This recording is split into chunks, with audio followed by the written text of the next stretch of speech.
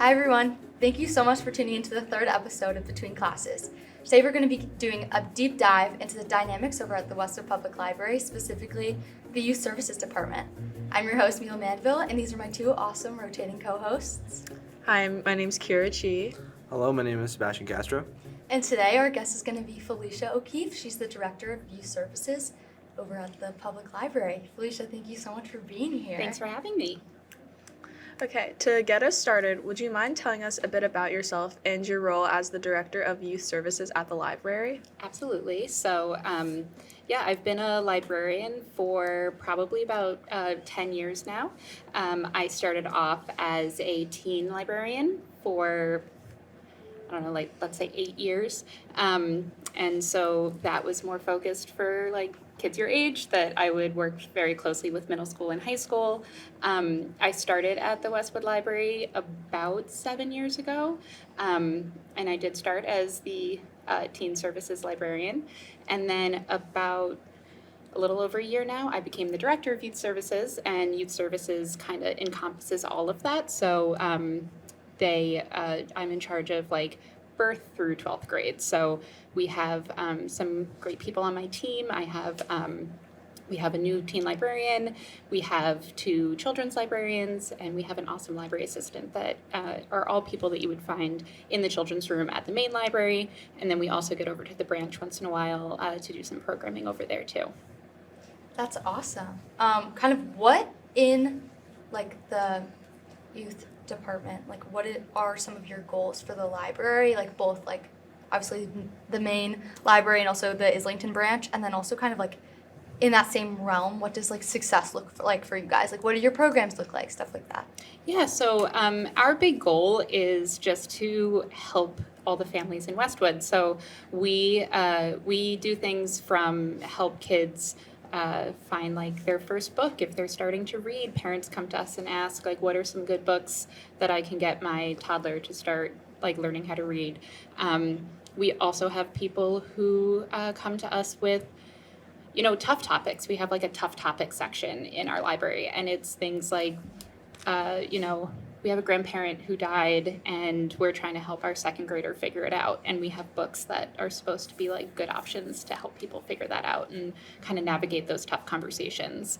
And then we're also a resource where people can just come and ask, it could be as simple as can you help us find the phone number for XYZ? Obviously, things change over the years, and people can Google and whatnot, but not everyone can. So we're there to help connect people to other resources in town or other just resources in general that we can help them kind of navigate their life. And so on top of that, we also do programs. We work really closely with a lot of organizations in town to help have programs for all ages. So we have an awesome story time program that we have for any kids before they really get into school. We have awesome book clubs and STEM programs that we do for elementary age. We have some really fun craft and art programs for teens. We do a lot for the middle school kids when they get out of school on short Wednesdays and Fridays and walk down. So we try to reach all ages and all aspects. I think success is just when I want people to know that at the library they can get an answer and they can get help. Whether it's like I said, the smallest thing to something that's maybe a big deal that they're trying to figure out. So obviously one of the biggest things we do is summer reading. That's a big deal, I think, in the town. We have the trophy that kids win or the elementary schools win for which elementary school read the most or had the most participants signed up for summer reading. We also have a really exciting program this month. We're doing full-on decorate the entire children's room. We're closing it down early on a Thursday night. I think it's March 26th, and it's called Into the Westwoods. So it's a fairy tale themed. We're going to do a bunch of different fairy tales and stories and try to really transform the room and make it like a fun thing for, it's mostly for like elementary, but we're really excited about it. That's coming up. And then also, we do a One Book, One Town initiative, and that's mostly for like adults, but we always try to get everyone involved, and it's actually this month. So the book that we're trying to encourage as many people to read as possible is called Lula Dean's Little Library of Banned Books, and it's by Kirsten Miller, and so she's coming in a few weeks. We're actually going to use Pine Hill, and we're going to have her come and like talk, and we're going to interview her and just hopefully have a really good conversation. So we're doing a bunch of programs kind of surrounding that book for this month. Yeah. Sorry, that was a lot. No, that's great. No, no, Definitely like absolutely. hitting all ages, everything. Yeah. Very inclusive. One thing you mentioned was, helping younger kids like navigate through tough times through books. And so that obviously sounds like something that can feel really good to help someone through a tough time. So leads me to ask, like, what is something that's really rewarding about being a librarian and being the head of the youth services at the library? Yeah, what's so fun about working with so many different ages is you can help so many different ages, and like they all react in different ways. And just like being recognized, I know it sounds silly, but we all do outreach at preschools, and there's times that I go into a preschool class and like we do a mini story time, we talk about the library, it's very fun, and then the kid like might come into the library later. And I had it one time that like she was like whispering to her mom, and the mom was kind of looking at me, and I was like, oh my God, am I in trouble? Like, what's happening? And the mom was like, she said you were at her school today? And I was like, oh yeah, like does she go to, XYZ preschool? And she was like, yeah. And I was like, oh yeah, I went to go visit. And she like, the daughter thought it was the coolest thing that like she saw me earlier in her school, and then I was like at the public library also. So it's just like making an impact in that way is really fun. And then just like having someone, I feel like a lot of the time, especially when it's like those tough topics, tough things to navigate, sometimes it's just wanting to be heard. And even like a parent coming in to be like, hey, I'm struggling with my kid trying to figure this out. What do you have? And just having a conversation sometimes even helps. And just like knowing that they're leaving either with a resource or with feeling like they have the tools to figure it out is just one of the coolest things. So we are in an age of technology, as a lot of us can agree. And a lot of that stuff is audiobooks, it's also like digital reading. So my question is, how do you see the role of the library steadily evolving with regards to technology? Because I go to the library very few times, but I still go to access the computer in order to do assignments, study with my friends, do like summer practice problems for like AP class. So how do you see the library's like position in the changing technology? Because as you can probably imagine, reading a leather-bound paper copy of a book is not really something that people are starting to do nowadays. They're starting to go online to do more stuff. So how do you see the library's position in this changing technological world? Yeah, so I think that libraries, especially public libraries, have always like had that as a conversation, because even when like the internet came up, people were like, oh, why do I need physical books when I can like search things? Exactly. And I think that we as libraries have been really good at changing. We have apps that you download on your phone that you get free audiobooks, free ebooks, free magazines, free comics, all like accessible on your phone. Yeah. And so we have Libby and we have Hoopla at the library, and those are two that you can use. And I know in the school you guys have access to Sora, and that is basically the same thing. And so, I think as times change, we've pivoted kind of our funding, like where the funding comes from, or where it goes to, I guess I should say. So not that we're not buying the physical books, because we are, because people want that, but we're also putting money, maybe more money towards these like apps than we used to. And then even on top of that, we don't just have books. We have video games. You can borrow video games from the library. And then we have our library of things. And so that is basically like anything that you could think of. We have like pop-up tents that you can borrow. We have like a wagon that's good to go on the beach. We have a PS5. If you don't have a PS5 and you really want a PS5 and you bring it home and they're like, hey, I got this from the library. Mom, Dad, check out how cool this is. We should get one. You at least have the thing that you can convince them. Or you can just borrow from the library if you don't have the money for it, which, I think kind of depending on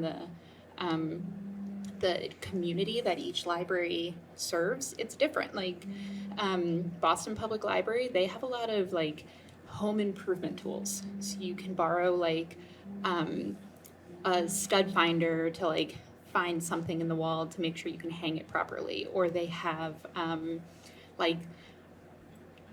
equipment that you would like normally need that you might not have the ability to store it, because like in Boston, people have apartments, they might not have the storage capability. So each library is different, but like Westwood, we've looked at like what are people asking for. We have a lot of accessibility tools. We have like a walker that if someone falls and they don't want to buy a walker, they can borrow it from the library until they like maybe don't need it anymore, or something like that. The library just seems to be a helping hand, like a warehouse for anything that you could need, any sort of tools, like you said earlier, with like resources through kids with tough topics. Mm-hmm. Like it seems to be the library is a big guiding hand through technology and through this. Exactly. We're not just books. We've Yeah. got a little bit of everything. Yeah. That's great. That's very good. Yeah. Yes, for sure. I think that kind of ways really well into another thing that I was sort of wondering, which you touched on a lot of it already, but like again, like this idea of beyond books, like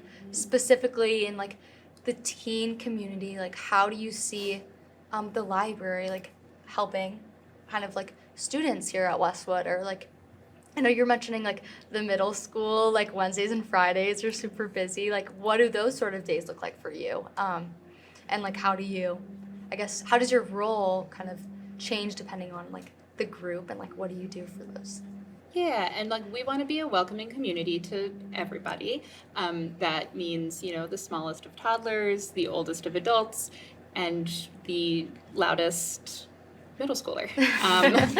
Obviously, it depends on, the day. Mondays could be super quiet, and then like 2 days later, it could be a short Wednesday, and it could be, 100 plus kids in the library.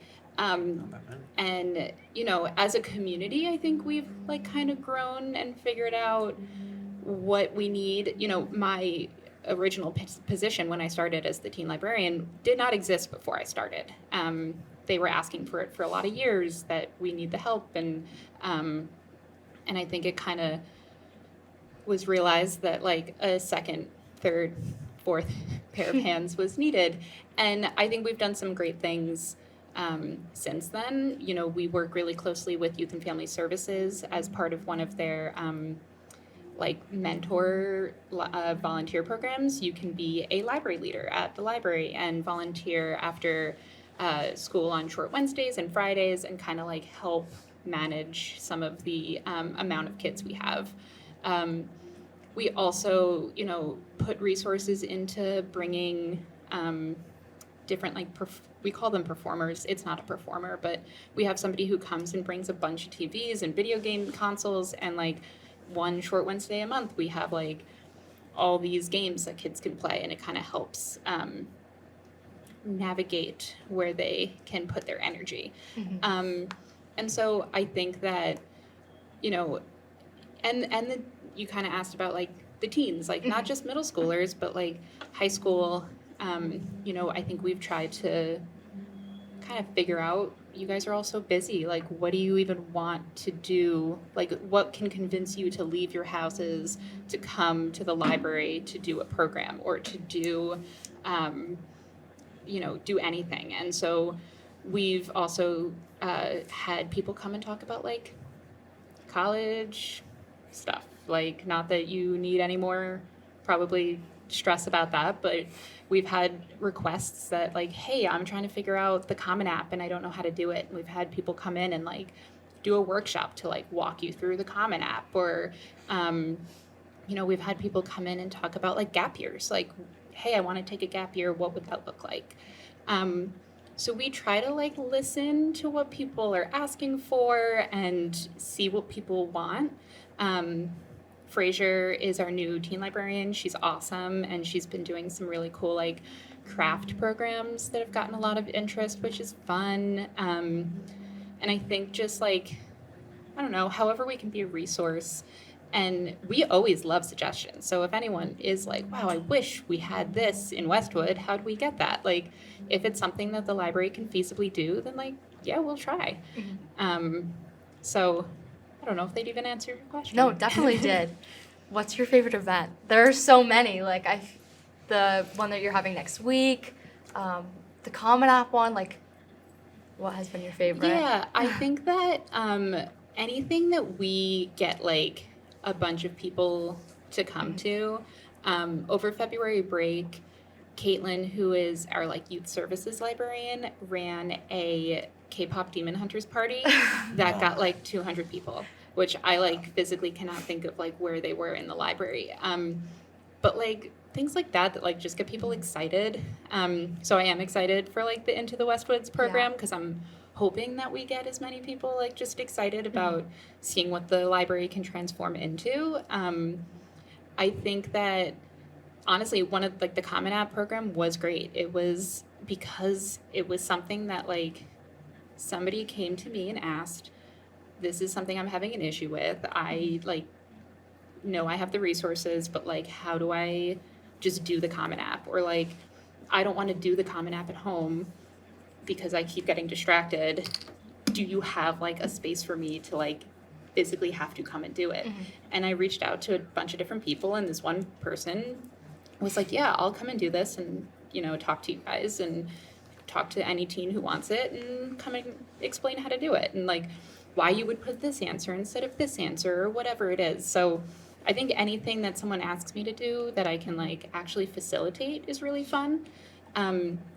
And then we also have Jonathan Todd is an author of, he does graphic novels. He's awesome. He's come like twice to do a graphic novel workshop over the summer for like elementary school kids. And he's just like one of the coolest people. So the fact that he comes and does it is really fun. And I just always think it's cool when you can get like an author to come to the library to do stuff. So that's why like the One Book, One Town program is really fun, because we like get those people who like they're a name on a book in a shelf we have at the library, and then they're like physically there at the library, which is just like cool. Yeah. I think going off of those programs, how would you say programs at the library help build a sense of community within Westwood? Yeah, I think that what's awesome is you definitely have those like library families that you can like see growing up. Like what we have book clubs, like I mentioned, but we have this like Creative Kids, which is a program. It's like a theater program almost for like kindergarten and first graders, and then like once they finish that, they can join our like first chapter book club, which is for like the next step up, and then it's graphic novel book club, which is for third graphic novel is third and fourth, and then we have like in betweeners, which is fourth, fifth, and sixth, and then we have middle school book club, and then we have high school book club. So I think part of that is like we are making it so you can like, yes, you have to like maybe want to be a reader in that case or like be interested in books, but we have like a pathway almost that you can like follow us and join us like throughout everything. We have a really great program we do with the Westwood Early Childhood Department. It's called Joyful Journeys, and it is a program for caregivers and their babies 12 months and younger. So it's for like usually new moms, new dads who are like home and are like, well, what do I do? And we've made some like really cool like mom connections that like they now have like a mom group. They have a group chat and they like hang out outside of the library. And so I think like creating those your own communities and your own connections in the library is just like really fun. I don't know. I myself have ADHD, which is, the disorder that people get distracted really quickly, and this is the biggest problem when it comes to books. I have never really liked grabbing a book and flipping through the pages and actually trying to read it. I use audiobooks, I use like Sora, I use other kinds of reading. So my question is, how would you like push someone with ADHD into reading books? How would you like try to make the library as inclusive as possible for these kids? As you said, you go from like K to 12. Any of these kids who may have ADHD like me, or some other problem that they may have with reading a book hard copy, is there any like sort of solution you can try to explain to us that could help these kids try to read books, or try to really try to make them want to believe that books are good for them? Is there any solution you can give us? It doesn't have to be like an actual solution. You can like something that helpful, as you said, the tools, like something that the tools that someone could use. Yeah, so I am such a big proponent of like audiobooks are reading. Graphic novels, it is reading. Like it's not, we do have parents who come in and say like, oh, I want my kid to read something else besides graphic novels. Or like. Definitely mine. Yeah. I'm just a big comic guy. And I will say that like there are studies that show that graphic novels help with like, with language, because you get to not only read the words, but you see the pictures, and it could help you like understand what words mean and like what is happening. Some people are more visual learners. You have a graphic novel that helps with that. And I bring that up because you're saying like, with ADHD, the hardcover books like might not be for you, and that's okay. Like it's not everybody. As a librarian, everybody doesn't need to be a reader, or you just need to find the reading that's interesting to you.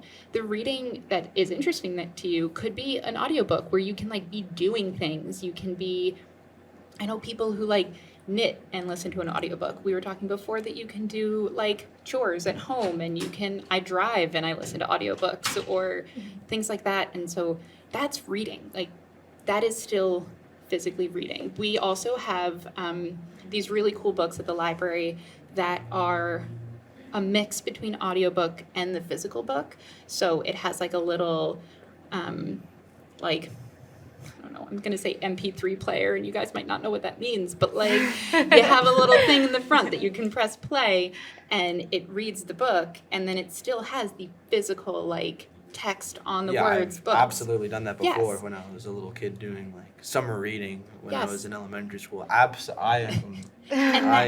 feel can't like sit there and in quiet and just read a book. I can't do it. not everybody can, and that's okay, and that doesn't mean you can't read, because No.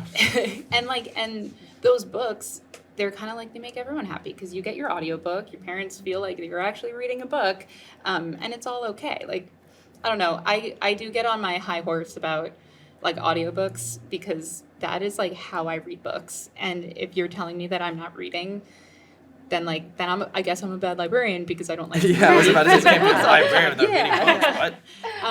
And so like that's how I get through my day, and I like am always listening to something. So I don't think I have like the perfect answer for you of like how can someone with ADHD or other like things like that be able to read hardcover books, because I don't think that's something that like needs to happen. I think that it's like however you feel like you are consuming a book or consuming anything. Reading is reading an article. Reading is reading a magazine. Like it doesn't need to be this like, oh, AP Lit, no offense, AP Lit, like classic book. Because like I was an English major in college. I like hated reading half of the books I was reading because they're like classics and they're supposed to be amazing. Shakespeare. Yeah, I took a whole Shakespeare class and I was like, I don't understand half of what's happening. And I majored in that. So like, I don't know, it doesn't have to be those like crazy classics or like, the 700-page book that just came out. I just finished like a 4-hour audiobook and I felt on top of the world. Yeah, I'll say, a while ago I read Little Women, and right now I'm reading Handmaid's Tale, and they're fantastic books, but I am a little like, kind of rather be reading something a little more modern, a little more easy to understand sometimes. Yeah, absolutely. I totally agree with that. What are your favorite books? What's your favorite genre? Give us the rundown. Because of my job, I think that I have that like excuse of I don't read adult books that often. Being a teen librarian for so long, I read YA books, young adult books all the time because I loved them and also because I needed to know what was coming out. Now I get to read like middle grade books, and I'm like, yes, it's so hard. I'm having to read a book for a fourth grader, but like so good. And then I like sprinkle in adult books just to like, it's what I enjoy still too. But yeah, so I think my like favorite genre is like mystery thrillers. I like those. I always want to like know what's happening. I love a good romance. The one thing that I like struggle with is nonfiction. But if if it's a really good writer who does like it's like narrative nonfiction where it feels like I'm reading a story, but it's like something that really happened. I love those too. But yeah, I think like my biggest ones are like mysteries. Yeah. It's just fun. Like I love figuring out what's happening, and then I'm wrong, and that's okay. Would you say you have a favorite author? So my problem, and that's why I feel like I can't even answer like what my favorite book is, because I love. Generally, I will say, I love whatever, like my favorite book is the book I'm currently reading, or my favorite book, or my favorite author is the author I'm currently reading. Because I'm not like this person came out with something, I'm like absolutely gonna read it, unless it's like a series that I'm like really into. But just with my job and like how many books I feel like I have to read and like keep on top of, I don't always read the second book in a series. But going off of like my nonfiction thing that I was saying, Candace Fleming is like an amazing nonfiction writer for like YA books. She did a really good book that I do know that the high school book club just read. I'm the book club leader. Love You're it. talking to me. And she just wrote it's Death in the Jungle, and it's like the Jim Jones like cult story, and like that was just, I mean, it's everything that I like. It's her style of nonfiction, and it's like true crime, and that was just like so good. So I will probably read anything that Candace Fleming comes out with, and then I don't know. See, that's my problem. It's like I just finished that like last week, and so I'm like, that's my favorite. Switching gears a little bit. I know, Sebastian, you brought up summer reading. I know you were talking about it earlier. I think like safe to say, like we all kind of grew up with like the summer reading program, like you're all the books, you get a lawn toy, signs, like we gotta get the tea on it. Like, how do you choose the like mystery? Like, isn't like that's the a good boxes, question. like all the stuff that you guys do for that? Like, how are the decisions made there? Yeah, so we start planning this month. Like we start in March. We go over what we did last year. We talk about if we need to change anything. Usually we don't like change much. The lawn signs, I know, are a little contentious because we have gotten away from that. I know. We do medals now. Ooh. We just got some feedback from people that like the lawn signs were a lot to store.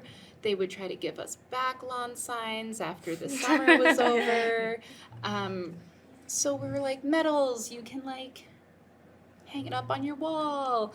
I don't know. I know like We're running out of space. yes, yeah. But now like other libraries around like in other towns do lawn signs, and I'm like, we were doing this for years, and like now you guys are doing it, and now we're not. And now like we have a reason that people can like be frustrated about it. But yeah, so we did decide to do medals. I think our favorite part of summer reading is like making the book lists that we have, and like choosing those books. So that's just like books that we have been reading that have come out in the past year, and like we read, as we keep talking about, like me and everyone else, we read all the time, and we try to read books for the age groups that we like pick the list for, and we start usually around now that we like start picking out like our top 10 favorites, or we have the other side that's like mystery, like 3 mysteries or 3 adventure stories. And we just take like a really long time going through and like making those like what we think are like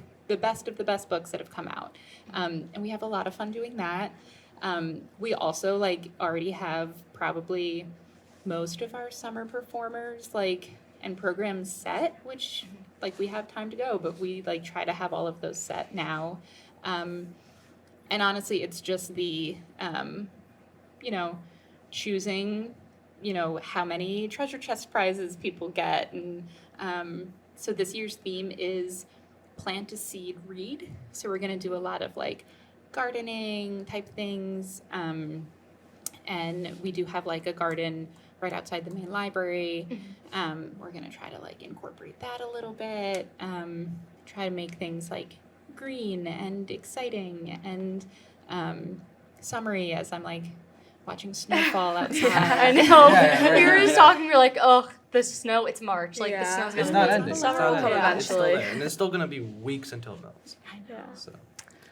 On the topic of summer reading and what, like the youth in Westwood are reading, what are some books that you notice lately that have been like checked out a lot among like anyone from elementary or middle to high schoolers? Yeah, what I think is so funny is like sometimes there are just books that like I guess won't go away. Like Dogman is Oh my a graphic God. novel, I have so and many of I those. like we have like 4 copies of the first book, and like it's never on the shelf. It's just like it's like things like that. So like I mean Dogman, I don't know. And then it's funny because I do think you get to a point in middle school. I don't know if you guys can like speak to this at all, but you get to a point in middle school where in 6th grade you're like afraid to read in the teen room like the YA books because it's like, oh, I'm not a teen yet. Mhm. And then like halfway through 6th grade you're like trying to find adult books. Like I feel like this happens Yeah. every time, and like they ask for suggestions and I'm trying to give them suggestions, and then they're like somehow like wanting to because they see it on TikTok and they see it Yeah. on social Book media talk, where they're yeah. like, Yep. Colleen Hoover, like what's her good book? And I'm like, I'm not gonna give this to a 6th grader. Let's So give it's that a funny, little more you kind of like miss some, but I do think like anything mystery is like super popular. I see for like all of the middle schoolers and high schoolers, or like romance, like the cheesy, Yeah. like Netflix rom-com type romance books that we have in like the teen room are always popular, which Yeah. I don't blame them because it's like so fun. No, I'm like laughing because that was like definitely me. Like, Yeah. I think I read like a Colleen Hoover book in like 7th grade. My mom was like, I don't know about that just yet. And I was like, that's Yeah. fine. No, I but yeah. In 6th grade, my dad was telling his coworkers about it at work, and they were like, "You really shouldn't be letting her read that." Yeah, I know, and but it's funny because like that's what either like one kid finds it on their parents' bookshelf and they're like, I'm gonna read it, or they see it on TikTok or they see it on social media and they're like, I'm totally gonna read that book.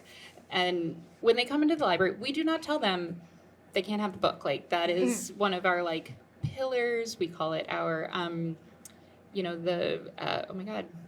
the ALA has like the Constitution of Libraries, basically, that we like follow. Oh, the Library Bill of Rights. There we go. It's called the Library Bill of Rights, and we do not tell people that they cannot borrow a book based on like anything, age, whatever. We might suggest that there is another book that would be more fitting, but if to the they want to, demographic. yeah. But if they want to find the book, we'll like show them where the book is, and then usually they're like, "Oh, my mom wants it." I'm sure she does. Got it. Yes. Yeah. No, kind of building off of that, I had no idea that they had like the Bill of Rights for libraries, but I know we're in like a very contentious age about like books, and there's a lot of book banning been going on. Yes. Has that kind of impacted the Westwood Library at all? Do you have conversations about that? Like, is that coming up? Is that something that's like on your radar, or do you feel like in Westwood we're kind of avoiding that? Like, what's going on? We talk about it all the time. It is not something that has really affected the Westwood Public Library. I know things have come up like more in the schools than the public library. But we have a form that people fill out if they have a problem with a book, and they can like fill it out and tell us about it, and then we can show them our collection development policy, we call it, and tell them why we have the book in the library. But we have not gotten, knock on wood, have not gotten one of those in a very long time, which is great. But there are people who will always have issues with books, especially in the youth services department. I think that's like a big thing where it comes up, is because based on age, people have different opinions of what people can read. And I think that, the way that we've always dealt with it is like, so for us, 7th graders are allowed to get their own card. And so that means that 7th graders can check out things that maybe their parents don't know if their parents do not have access to their account. That's more of like a parenting question than like a library question. But we have had issues with that in the past, of just like people being upset if people have things checked out. And that's not like, our job is information. We give people the information that they're requesting. But it is like, it's a very contentious time with banned books. Thus, our One Book, One Town, the premise of the story is that there's this woman who has a like little free library, and it's all like classics. And someone like sneaks in and removes all the books and puts in a bunch of banned books. And so then it's like the story, you get each, person who has borrowed a different banned book, reading it and how it connects to their life. And we had conversations with all of our book clubs. Because it's an adult book, we're not encouraging, our 4th through 6th grade book club to read it, but we are reading, what we chose was either a banned book or a book by the author that she also raised, middle grade books. And so we had to explain what like a banned book was. And a banned book is a book that someone has challenged. It does not mean that that book is banned. It is not allowed. No one's allowed to read it. You're going to get in trouble if you read it. Which was difficult to explain to like 4th graders, just because they hear banned, they feel like they're going to get in trouble if they like choose it. But it could be as something as simple as like, did anyone read New Kid? It's like a graphic novel. I asked for some reading. Yes. I think we did in like I think it 5th grade, maybe. Oh, I'm way off. Was it? I do think it was one of the required readings at some point, At but I some can't remember. point. It for absolutely what. was. I do remember reading that. And that book is like considered a banned book because it has been challenged because it talks about race. And like, so it could be as something as simple as that. There are books that people don't like about magic because they think that that's like against their religion, that it's like witchcraft. And so I do think, again, it's, if you look at a list of the most banned books, it is either children's books or classics. And the classics could be because of language, it could be because of like many things, but the children's books always like kind of hurt my heart. Because it's like a kid should be able to read a book that if they either see themselves in it or we call them like windows and doors. So a window is like being able to like see someone else's life that you might not be able to see in your everyday life. And that's what like the magic of books is like you're able to like learn about things across the globe, and it's because you're like transported there through a story. Yeah. To kind of wrap things up, I have a question that I've been asking like all of our guests, and I like will continue to do this. I just think this is so much fun to ask. If you could go back in time and give your high school self like a piece of advice, kind of what would that be? I am gonna cheat a little bit because I saw this Instagram reel that my friend sent me, and I think it like makes so much sense. It's more about like motherhood right now, but I think I want to use it for like high school too, because I think it really resonates. Is basically just like have empathy for yourself, and like if I who I am now and what I know now could like tell my like younger self that like this is where we're at, Mhm. that would be crazy. Like, I don't know. I'm like such an emotional person, so I'm also trying not to cry. So I'm gonna just like go real slow with my explanation. Slow down. Safe space. Yeah. I just think that like everybody goes through like such crazy things. I feel like high school was a tough point in my life, and the amount of things that I've gone through since then that probably were harder is crazy. But like I thought my like things would end when it was happening in high school. So I think just like have empathy for yourself, because you're going to be so impressed with the things you did and the things you were able to go through and like do. And it could be the simplest thing that like you, I don't want to say survived, but like you were a participant in, and it could be the smallest thing, but you can still be so proud of yourself of like what you did and how you accomplished it.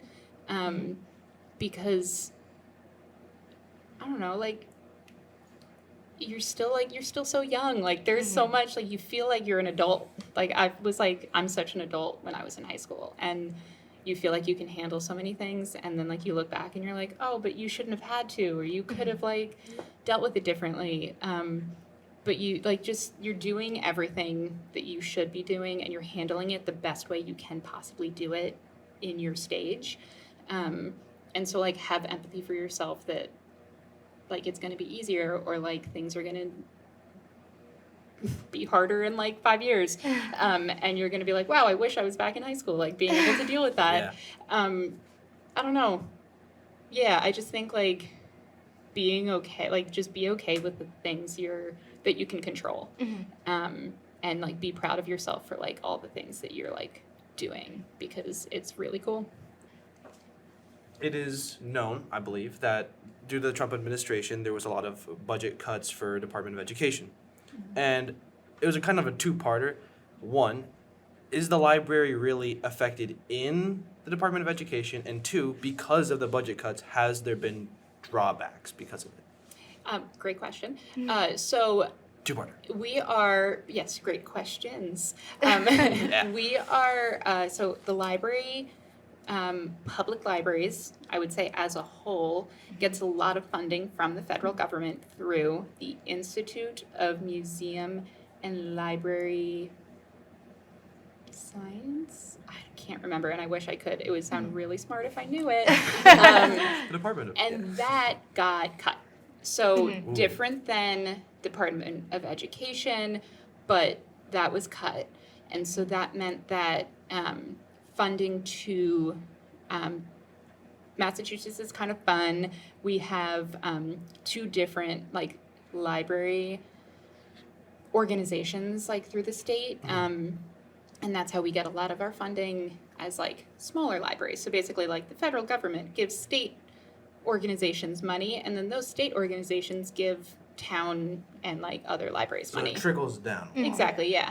And so the money the state got was cut, and so that funded a lot of our databases and a lot of like other things. But because of those cuts, we lost. There's like a percentage, but I would say we lost like 60% of the databases that we were like having access for people. And there were other like changes, other, databases got cut, the amount of money that we got for ebooks, audiobooks, and that sort of thing, that was cut. So it took a little bit to kind of like affect. So I think it kind of happened last spring, and then a lot of people's fiscal years, like when we have the money, start in July. Yeah. And so that's kind of when things started getting cut, and that's like kind of where we saw the effects. I do think that they were able to get some of that money back, but it's still not up to like what we have had. the amount of like ordered books come down? Like, have you had to restrain yourselves on some orders, then you would have to prioritize on others? Luckily, not in Westwood. We Good. are very fortunate to have a good budget from the town itself and from other like funding sources that we don't have to use the state money as much. It's really just we do use it, but I don't think that it. We did not have to change any of our purchasing because of it. Mhm. It was just affected what we, had been able to give everybody for free through state aid and state money. I see. Yeah. Kind I of see. like, how does the library community, like, how do you cope with that moving forward? Like 60% of your funding for databases is crazy. Yeah, it's a Mhm. pretty big cut. So like kind of what is like the next steps? Are there next steps? Like, You said you got some money. Sorry, Mila. You said you got some money back. Yes, yeah, so they were able Like a refund of some to get some of the funding back, and I think that they are trying to put that federal organization like back again. But so for us, it's kind of looking at the big picture and looking at like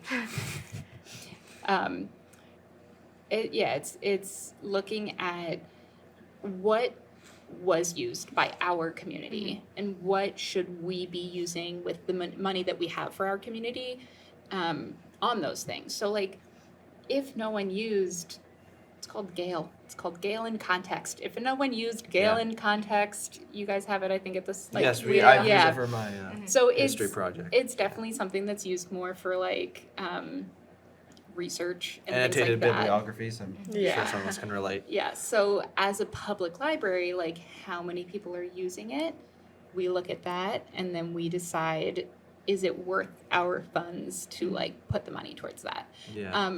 So that's kind of what we did. I think that we because it's a lot more like the the director of the library, the assistant director, and like the adult services side of things more had to like decide about that because a lot of the youth things did not get cut, which is great. But so I don't really know if they decided to like purchase anything individually or if we just kind of waited it out to see what happened with the state. Yeah. well, Felicia, thank you so much for being here. I want to give a big thank you to my co-hosts for being here as well. And of course, Charlotte and Evan from Westwood Media Center. As always, thank you so much for tuning in and we will see you next time after class.